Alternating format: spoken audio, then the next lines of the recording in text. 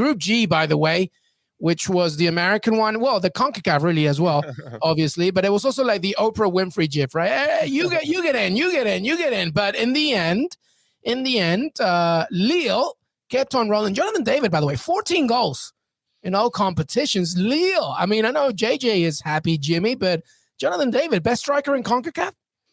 You'd have to throw him up there for sure. I mean, on their day when they're feeling it, I think, we have a shout for Ricardo Pepi. I'm always going to give him some love, and Raul Jimenez, of course. But Jonathan David, probably the best number 9, even though he didn't start against Mexico in that Azteca game. They went with Kyle Larin instead. But even when he comes on as a sub, he did it over the weekend. They didn't start him. He comes on and he scores. You're like, yeah, this guy is on fire. I wonder how much longer he's going to stay at Lille. But fair play to the French club. They've really turned it around. That's now 8 games unbeaten. They're starting to find that form. I wish they were counting on Timothy Weah a little bit more to be involved, but hopefully that will come in time and he'll get some chances in the knockout rounds. But for them to win this group, which was wide open, is very impressive, because I think all of us probably had Sevilla slated to win it. So for Sevilla to drop to third, so many draws for them in this particular group, with 3 draws out of 6. They just missed some opportunities. I thought they were going to do the business again today, or at least kind of show up and say, all right, let's get serious now. No more reindeer games with the kids, okay? We're going to go out there and do the business against RB Salzburg. And Salzburg were out there. Nice professional performance for a bunch of young players. And it's quite ironic in some ways that RB Salzburg is into the knockout rounds and not RB Leipzig, but here we are. Here we are. Yeah, Benj?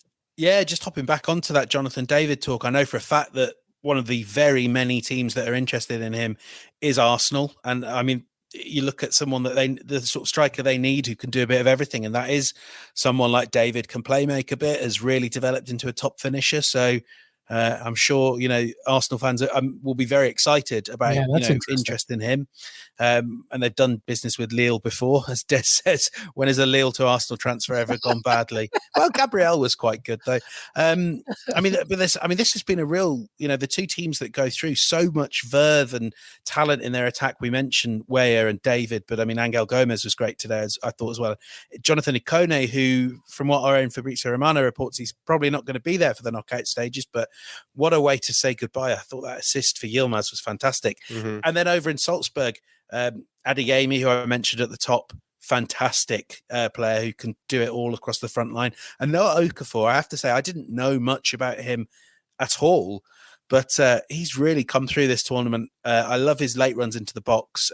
Salzburg, the thing with them, until the last minute, I just doubted that they had that battle-hardened experience, that winner's mentality that you thought a team like Sevilla would have. They romp the Austrian league every season, and they lose some of their most experienced players every season.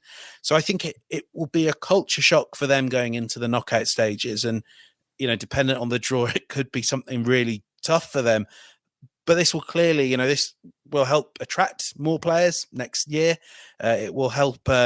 It will help, develop them into a team that believes every season that they'll go into the group stages and come out of them and reach the knockout stages. I'm really pleased for Salzburg. They've been so good for so long, and richly deserved this.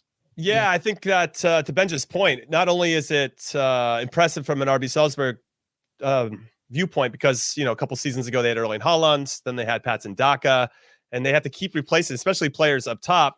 Dominic Szoboszlai is another one. And now, when they get into the knockout round, it becomes an advertisement for them and these players in particular to showcase why they should be purchased, and I think RB Salzburg wants that. So all of a sudden, if you've got Salzburg taking on a Manchester City, holy crap. They're going to have all their eyes on them. So you have this Karim Adeyemi, the 19-year-old who has been fantastic. He leads the Austrian league in goals.